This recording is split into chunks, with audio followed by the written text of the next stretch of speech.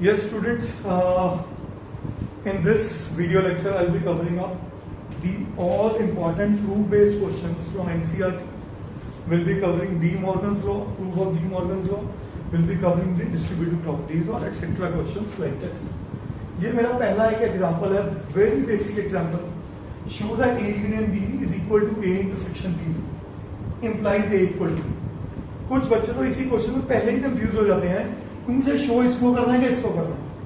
What do you believe? Proof given क्या है और प्रूफ किसको करना है? Very good. इसमें ये पार्ट जो है वो प्रूफ करना है और ये पार्ट मेरे को गिवन है. Show that A union B equal to A intersection B. अगर ये हो implies A equal to B, मतलब अगर ये है तो ये इक्वल होगा. अगर किसी चीज को मैं वेन डायग्राम से समझाऊं, अब एक ही पॉइंट में समझ जाओगे कि ये क्वेश्चन कहना क्या चाह रहा था कि अगर यही सेट A है और यही सेट B है तो A यूनियन B भी यही हो गया और A इंटरसेक्शन B भी यही हो गया. But teachers demand a method of proof. सही है, ठीक है जी.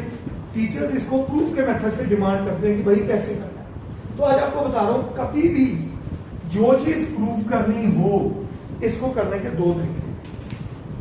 अगर कोई सेट A और B को इक्वल प्रूफ करना है तो पहला काम कर दो A is the subset of B और फिर प्रूफ कर दो B is the subset of A. तो आप कह दोगे A is equal to B. नहीं तो आप कह दो A सेट किसी C सेट के इक्वल है और B सेट भी किसी C सेट के इक्वल है तो A और C इक्वल हो गए. तो यही दो तरीके हैं इनको प्रूफ करने के. कई बच्चे क्या सोचते हैं इस पॉइंट पे आगे कि मैं एग्जांपल लेके कर लेता हूं. Not allowed, strictly not allowed. वो लास्ट रिजॉर्ट है, क्वेश्चन हुआ ही नहीं तो लास्ट रिजॉर्ट है कि शायद टीचर कोई हमारे पे मेहरबानी करते हैं, शायद आधे नंबर भी दे दें. But otherwise it is not allowed. तो आपको करना क्या है, बेसिकली करना क्या है कि आपको हर क्वेश्चन को समझना है कि कैसे उसको चलाना है. जैसे इस क्वेश्चन में ये पार्ट हमें गिवन है, ठीक है, ये पार्ट हमें गिवन है. अब मैं इसको कैसे चला रहा हूं उसको समझना. मैं सबसेट वाली थ्योरी पे जा रहा हूं. इस क्वेश्चन में मैंने कहा लेट कोई एलिमेंट A है जो सेट A को बिलोंग करता है. हाँ, श्योर. दिस इंप्लाइज वो सेट पक्का A यूनियन B को बिलोंग करेगा ही करेगा. अगर कोई देखो फिर इसकी वेन डायग्राम से समझो. ये सेट A है, ये सेट B है. कोई एलिमेंट A है यहां पे A में तो वो A यूनियन B में भी होगा ही होगा 100%. दिस इंप्लाइज हमें पता है A union B A intersection B के बराबर है. तो जो A एलिमेंट है वो किसको बिलोंग करेगा? तो ये समझे, इसका मतलब ये कहना चाह रहा था कि A यहां नहीं एग्जैक्टली यहां पे था. समझे? तो ये A इंटरसेक्शन B में है. और अगर A इंटरसेक्शन B में है तो पक्का वो B है, B सेट में भी है. तो this implies A belongs to B. यहां पर रीजन लिख लेना because A union B is equal to A intersection. सही है. अब A बिलोंग्स टू B हो गया. कभी भी क्वेश्चन की शुरुआत एलिमेंट हो A belongs to B element और वही B में है तो this implies A is a subset of. क्या एक बार सबको समझ आया? ये बनी मेरी क्वेश्चन नंबर. सही है. अब शुरुआत करते हैं. अब मेरा एक पार्ट रह गया कि मैं इसको कैसे भी प्रूव कर दूं B is a subset of A. तो मेरी लॉजिक लग गई, मैं प्रूव कर दूंगा A इज इक्वल टू. अब मैं इसको कैसे कर दूं? Let element B belongs to set B. अच्छा, एक याद रखना, हमेशा यही थॉट रखना, A सेट को बिलोंग कर रहा है और B सेट. इसका मतलब B belongs to A union B होगा. इसमें कोई शक? 100% क्लियर. हाँ जी. This implies B belongs to A intersection B. इसमें क्यों? Because A union B is equal to ये गिवन है हमें. So this implies B belongs to set A. क्योंकि अगर B भी यहीं पे है वो सेट A में आ गया. तो दिस इंप्लाइज क्या कहूं? B is subset of A. सो ये बनी मेरी question number 2. So from 1 and 2 मैं क्या क्लेम कर दूं? A इज इक्वल टू, क्योंकि अगर A B का सबसेट है और B A का सबसेट है तो A और B 100% क्या है, दोनों इक्वल है. कहानी समझ में करिए लोग। ये students, this question is question number 3 from miscellaneous exercise and a very important question. ध्यान से समझ, इस क्वेश्चन में क्या कह रहा है, let A B and C be the three sets such that A union B is equal to A union C. तो ये मेरे को पहली चीज गिवन में आई है, and A intersection B is equal to A intersection C. ठीक है, then we need to prove B is equal to C. तो ऐसे क्वेश्चंस को कैसे किया जा सकता है, लेट्स अंडरस्टैंड द अप्रोच।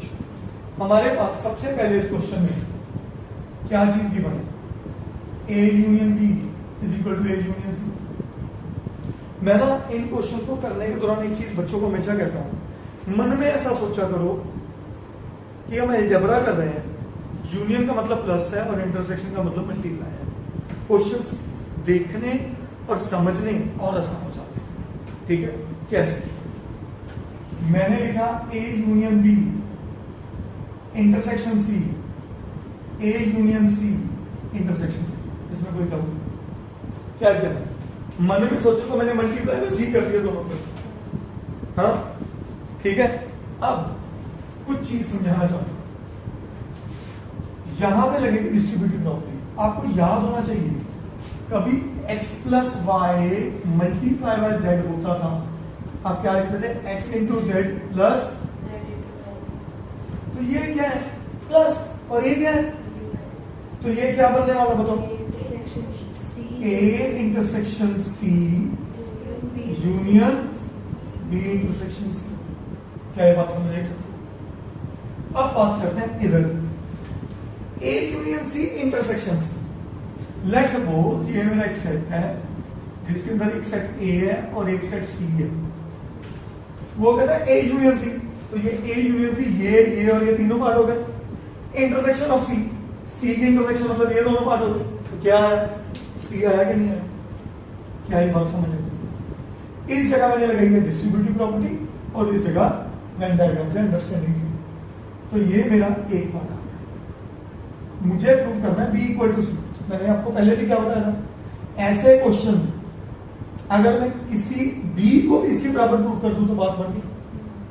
अब आते हैं इसके से, फिर से शुरुआत इसी स्टेप से करूंगा, A union B is equal to A union C. Given A union B intersection B is equal to A union C intersection B. इसमें कोई डाउट? जैसे ए यूनियन सी इंटरसेक्शन सी आया था सी के बराबर, और A union B intersection B किसके बराबर आएगा, बी के बराबर। इसमें कोई शक नहीं। अब यहां क्या लगेगी, फिर से distribute, A intersection B union A intersection B union B intersection C.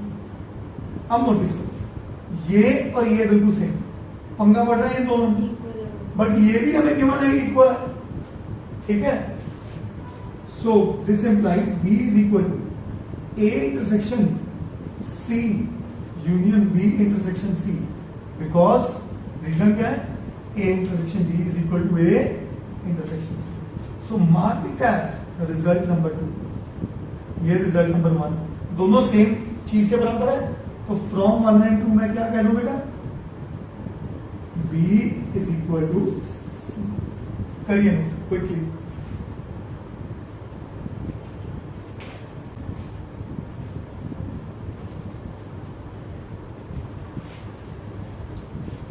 Yes students, अगला question, question number 5 from miscellaneous exercise. What it says, show that if A is a subset of B, अगर A B का subset है, then C minus B is a subset of C minus B। ये तो technically सबसे आसान काम पूछ लिया उसको कि सबसेट बताओ।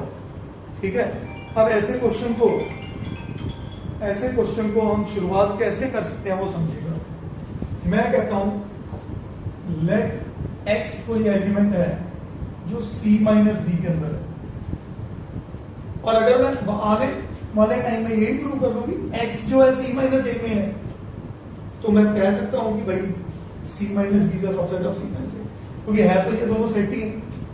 अब समझिएगा इसे, let x belongs to C minus A. इसका मतलब क्या होता है, C माइनस बी का मतलब क्या है, ओनली C, मतलब C में है बट B में, तो this implies x belongs to C and x does not belong to, क्या बात समझे? बट ए जो है बी का सबसेट है, इसका मतलब क्या है कि ये कोई सेट ए है और ये कोई सेट बी है। अगर एक्स बी में नहीं है तो ए में तो हो ही नहीं सकता, क्योंकि ए उसका सबसेट है।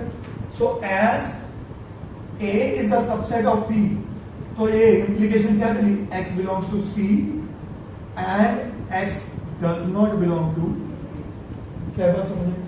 तो इसका मतलब x belongs to C minus B, x C minus B में था और सी माइनस ए में है, तो मैं क्या कह सकता हूं, C minus B set is subset of C minus B. Understood? Easy?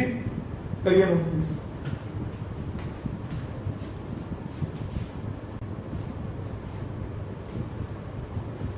Yes, students, next question, question number 8.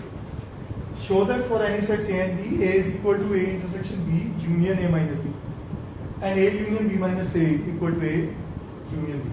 तो ये दो क्वेश्चन है, 2 मार्क्स कैटेगरी में अच्छे माने जाते हैं, इंपॉर्टेंट है। इसको करने का एक ट्रिक बताता हूँ, बहुत अच्छा ट्रिक है। आप सबको एक रिजल्ट हमेशा याद रखना है कि A माइनस बी को ओनली ए कहते हैं, ओनली ए को ए इंटरसेक्शन बी कॉम्प्लीमेंट भी कहते हैं। मैं ये इवेंट डायग्राम से प्रूव कर चुका हूं जब मैंने इनिशियल क्लासेस में ए माइनस बी का कॉन्सेप्ट समझाया था। तो वही रिजल्ट मैं यहाँ यूज करूंगा। मैं यहाँ पे RHS उठा रहा हूं, RHS है A intersection B union A minus B. तो ये क्या बना मेरे पास, A intersection B union A minus B को क्या लिखूं, ए इंटरसेक्शन बी को। अब ये जो रिजल्ट आपके सामने दिख रहा है ना, ये एक्चुअली रिजल्ट डिस्ट्रीब्यूटिव होने के बाद का रिजल्ट है। वो कैसे समझ आता है, समझो, ये प्लस है, ये मल्टीप्लायर, ये मल्टीप्लायर। आपको अगर थोड़ी सी बात याद हो, x into y plus z कभी लिखना हो तो क्या होता है, x y plus x z. तो ये x y plus x z नहीं लिखा हुआ, तो इसका मतलब क्या था, ये इसका मतलब था ए इंटरसेक्शन मल्टीप्लाई का क्या बना, intersection bracket B union B complement. क्या बात सबको समझे? What is B union B complement? 5। किसी सेट का अपने कॉम्प्लीमेंट के साथ यूनियन नहीं, यूनिवर्सल सेट, यूनियन इंटरसेक्शन 5 होता है। तो ये क्या बना, यूनिवर्सल सेट। तो ये बना ए की इंटरसेक्शन यूनिवर्सल सेट, और any set intersection with universal set itself. तो ये क्या है, which is equal to LHS। क्या बात समझ आई? अब आते हैं इस पार्ट पे। इस पार्ट में अगर मैं LHS लिखूं, ए यूनियन बी माइनस ए, हाँ जी, बी माइनस ए को क्या लिख सकते हो, बी इंटरसेक्शन ए कॉम्प्लीमेंट। अब टेक्निकली सोचो, ये मेरे पास अब डिस्ट्रीब्यूट करनी है, वो हो रखी थी, अब ये करनी है। तो A union B intersection A union B intersection, what is A union A complement, universal set. अभी बात की हमने, ठीक है। अब किसी भी सेट की इंटरसेक्शन यूनिवर्सल से सेट इटसेल्फ होता है। इसका आंसर क्या है, which is equal to, obviously prove करो, करिए प्लीज।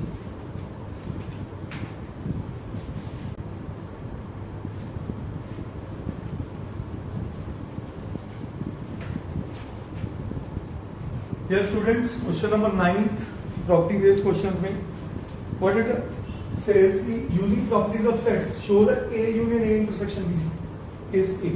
मैं अगर इसी चीज को वेन डायग्राम से पहले ही समझा दूं, आप इसका मतलब पूरा समझ आएंगे क्या कहना चाहता हूं। कि ये एक सेट A है और ये B है, A इंटरसेक्शन B, ये वाला पार्ट आ गया, इसकी A के साथ यूनियन, ए के साथ यूनियन मतलब ये पार्ट सारा आ गया, तो ए पूरा सेट ठीक हुआ। तो मतलब it is clear, it is evident, it is the right result. अब इसको प्रूव कैसे करना है, प्रॉपर्टीज यूज करके। और क्लियर कर दिख रहा है, ये प्लस और ये मल्टीप्लाई है, तो पक्का डिस्ट्रीब्यूटिव प्रॉपर्टी निकलेगा। अब वो क्या कहती है समझिएगा, अगर मैं इसके LHS को देखूं, A union A intersection B, ए ये इससे भी बढ़ेगा और इससे भी बढ़ेगा,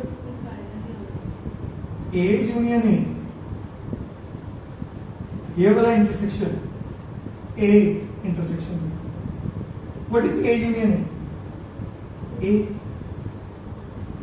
इंटरसेक्शन ए इंटरसेक्शन बी, बोलो ए इंटरसेक्शन बी की ए, हाँ जी ए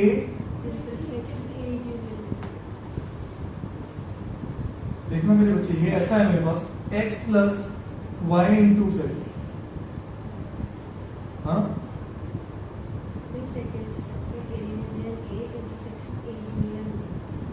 सॉरी यूनियन आ गया, थैंक यू जी, हाँ बिल्कुल ठीक है, मैं यहाँ गलत कर, ठीक है। अब ए यूनियन बी ये पूरा, इसकी इंटरसेक्शन ए के साथ तो क्या रहेगा ए, क्यों? As A is subset of A union B, A union B का सबसेट होता है, सो उनकी इंटरसेक्शन क्या होगी? बोलो A intersection A union B is equal to, जो कि मेरा RHS, क्या बात समझ आई सबको? अब बढ़िया इसका LHS, तो ये लिखा हुआ मेरे पास x into y plus z, तो क्या बना लो इसको x y plus x z, तो A intersection A union A intersection B, what is A intersection A union A intersection B। अब ध्यान से समझो, ये अगर मेरा वेन डायग्राम है, A इंटरसेक्शन B ये वाला पार्ट, उसकी यूनियन A के साथ सारा पार्ट क्या है? This is equal to A, which is equal to, मुश्किल के आसान है, इजी करिए।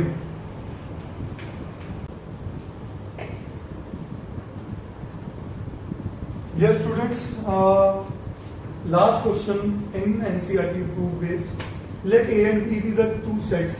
If A intersection X is equal to B intersection X is equal to 5 and A union X is equal to B union X for any set X, then show that A is equals to। कैसे करना है समझते हैं, although they have given some hint to us, ठीक है, वो क्या कह रहे हैं प्लीज अंडरस्टैंड। क्या मैं A सेट को A intersection A union X लिख सकता हूं? ये अभी पिछले क्वेश्चन में प्रूव किया, A यूनियन X की A से इंटरसेक्शन A होती है, और अगर ये होती है तो क्या मैं यहां डिस्ट्रीब्यूटिव प्रॉपर्टी लगा सकता हूं? A intersection A union A intersection X, what is A intersection A union A intersection X, ध्यान से समझो। अब मेरे पास ये चीज क्या कह रहा है कि ये अगर एक सेट A है और ये अगर एक सेट X है, A इंटरसेक्शन X ये आ गया और A ये है, इनकी यूनियन A है, और वो तो मैं कहता ही आ रहा हूं A की वैल्यू इसके बराबर आ रहा है। मैं इसको यही रोक रहा हूं, चेक करता हूं कि मैं और क्या यूज कर सकता हूं जो गिवन इंफॉर्मेशन मैंने अब तक कोई यूज नहीं की, और मुझे ये पता है A इंटरसेक्शन X किसके बराबर है 5, तो मैं यहां इसको लिख सकता हूं A is equal to A union 5, ये गिवन है मेरे, ये स्टेटमेंट गिवन सही है, और A की 5 के साथ यूनियन A ही होता है, तो मतलब मेरा क्वेश्चन यहीं पे आगे रुक चुका है, सही है। अब बात करते हैं, जैसे मैंने ये assumption ली, सिमिलर assumption और ले सकता हूं, B is equal to B intersection B union X, बोलो यस yes, तो ये बना B इंटरसेक्शन B, और मैं ये कह दूं यहां पे B union X is equal to, क्योंकि मैंने अभी तक इसको नहीं यूज किया, B यूनियन X को किसके बराबर लिख दूं? A यूनियन X, बोलो हाँ यस सर, ये बना B intersection A union B intersection X, yes sir, is that clear? हाँ, मैं इस क्वेश्चन को थोड़ा और वापस लेके जाना चाहूंगा यहां से, सॉरी मैम आपको वो कर रहा हूं, ये स्टेप किया था, ए इंटरसेक्शन ए यूनियन एक्स को लिख लूं बी यूनियन एक्स, ठीक है बोलो, यहां लिख लूं A intersection B union A intersection X, बोलो what is A intersection X 5, A intersection B union 5, ये गिवन है मेरे को, तो ए मेरा किसके बराबर आ गया, ए इंटरसेक्शन बी, 5 तो एम्प्टी सेट है, उसके साथ यूनियन का कोई फायदा नहीं, क्योंकि थॉट क्या बनाया मैंने, क्या बोला था ए और बी को प्रूव करना है, उसको किसी तीसरी चीज के बराबर प्रूव कर दो, बात बन जाएगी, वो मेरा यहां बन रहा है, बी इंटरसेक्शन ए यूनियन, ये किसके बराबर 5 के बराबर, तो ये किसके बराबर बी इंटरसेक्शन है, बोलो, और बी इंटरसेक्शन है A is nothing but equal to A intersection B, क्योंकि डिस्ट्रीब्यूटिव हो कॉम्पिटेटिव होती है, so this implies B is equal to A intersection B, सही है बेटा, तो फ्रॉम इक्वेशन 1 एंड इक्वेशन 2 क्या कह सकता हूं, तो इस क्वेश्चन को करने का एक फॉर्मूला समझो, ए का रिजल्ट लिया ए यूनियन एक्स को बी यूनियन एक्स कर लो, और बी का रिजल्ट लिया तो बी यूनियन एक्स को ए यूनियन एक्स करो, फिर क्या लगा लो डिस्ट्रीब्यूटिव प्रॉपर्टी, ठीक है, फिर 5 का रिजल्ट यूज करो एंड गेट द आंसर, करिए no.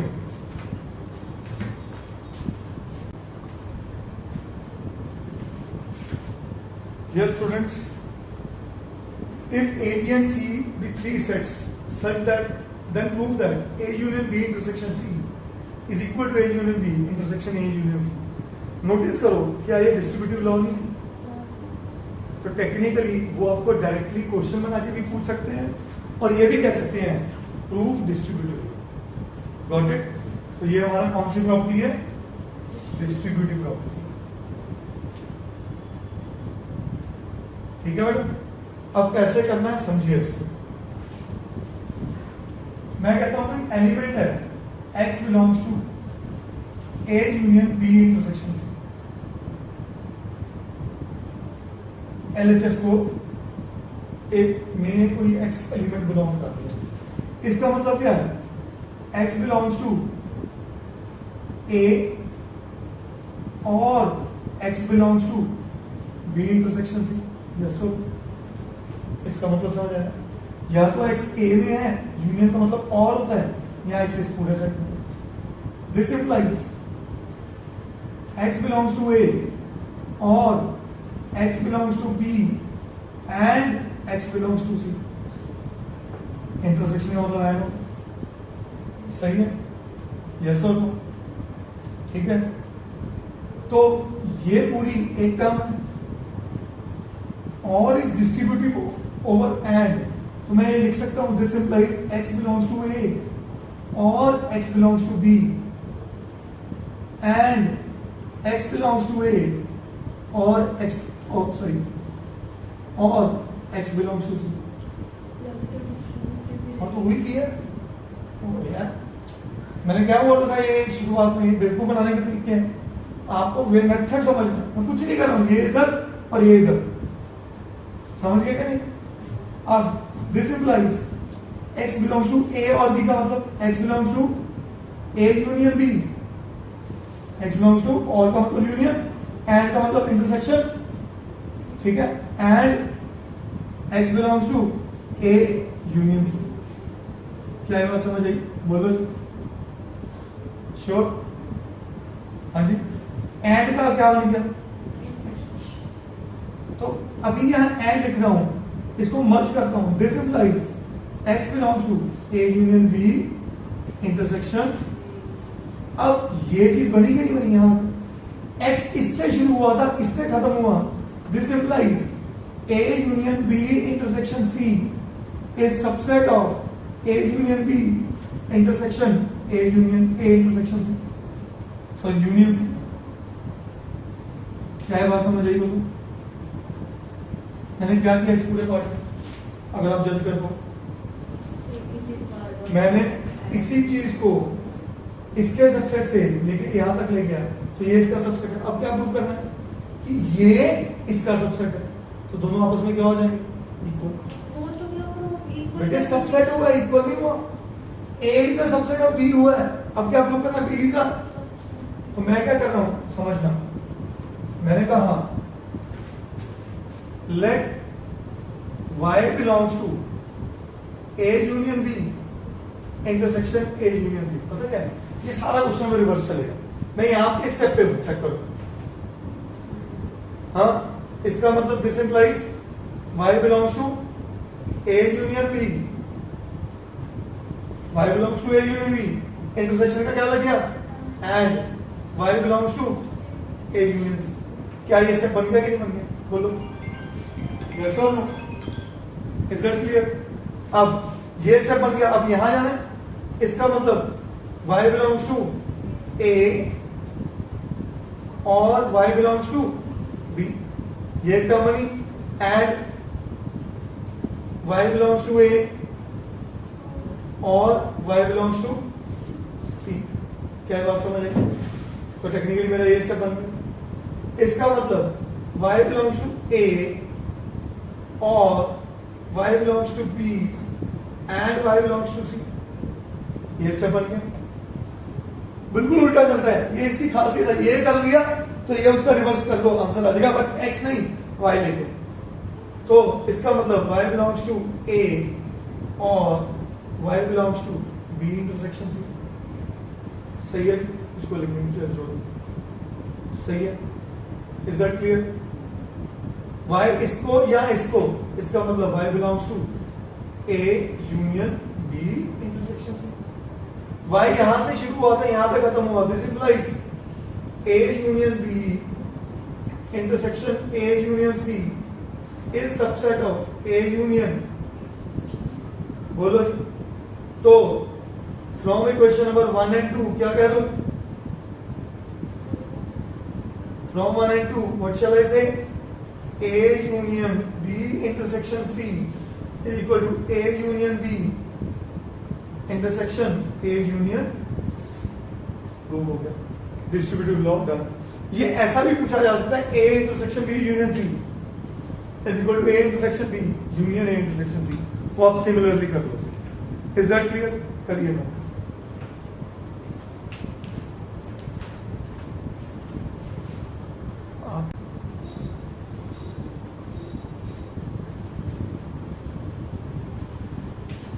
Yes students, most important proof based question from set theory, proof of De Morgan's law। और ये तो मैंने वैसे भी कहा है कि ये तो आपको टिप्स पे होना चाहिए, क्योंकि ये सबसे ज्यादा ये प्रॉपर्टी यूज होती है।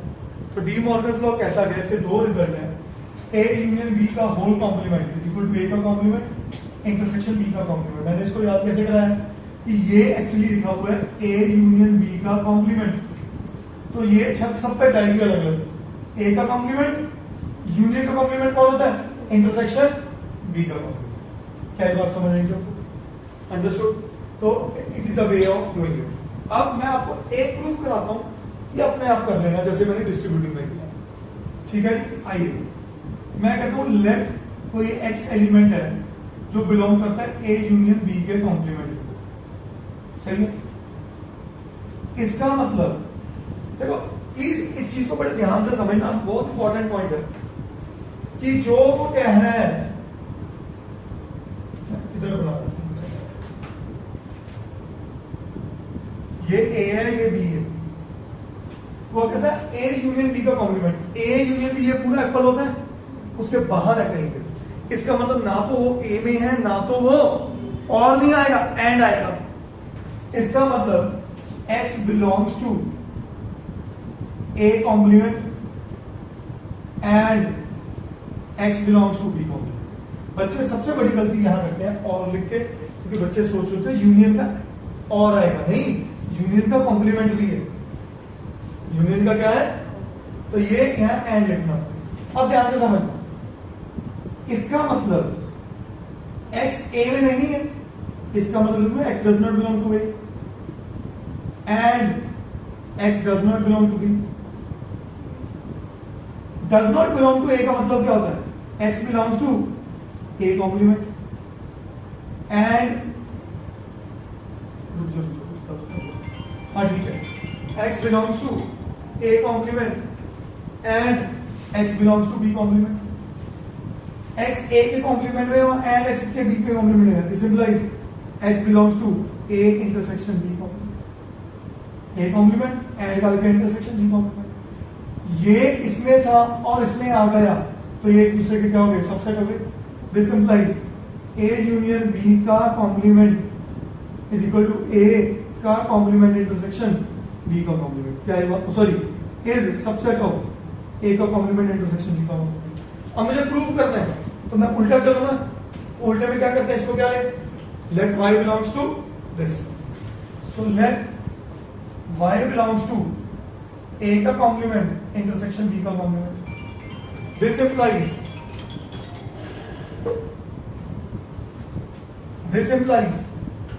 y बिलोंग्स टू, अब उल्टा सोचना शुरू करो, ये पार्ट है हमारे पास, ये पार्ट आ चुका है, इधर जाना है, y बिलोंग्स टू a का कॉम्प्लीमेंट इंटरसेक्शन का क्या लगे and y belongs to b का complement. y belongs to a का कॉम्प्लीमेंट मतलब y does not belong to a, sorry does not belong to a and y does not belong to b। क्या मैं इस तक आ गया, बोलिए, श्योर, इसमें कोई डाउट, यस और नो? इसका मतलब y बिलोंग्स टू a का कॉम्प्लीमेंट नहीं, y does not belong to a, y ना तो a में है ना तो b में है, वो उसके कहीं बाहर है, वो उसके कहीं बाहर है, प्लीज अंडरस्टैंड। मैं इस स्टेप पे आया, y does not belong to a, तो y belongs to a complement, ये तो फिर मैं स्टेप रिपीट मार गया यहां पे, समझे कि नहीं, कोई जरूरत ही नहीं थी इसकी, कोई जरूरत ही नहीं थी। तो यहां पे आ गए y does not belong to a and y does not belong to b means y belongs to a union b का कॉम्प्लीमेंट। y यहां से शुरू हुआ यहां पे गया, तो this implies a complement intersection b complement is subset of a union b का होल कॉम्प्लीमेंट। तो ये दोनों से फ्रॉम 1 and 2 मैं क्या कह सकता हूं, from 1 and 2 a union b का whole complement is equal to a का कॉम्प्लीमेंट इंटरसेक्शन b कॉम्प्लीमेंट। तो ये मेरा प्रूव हो गया क्या, डी मॉर्गन्स। अंडरस्टूड, करिए।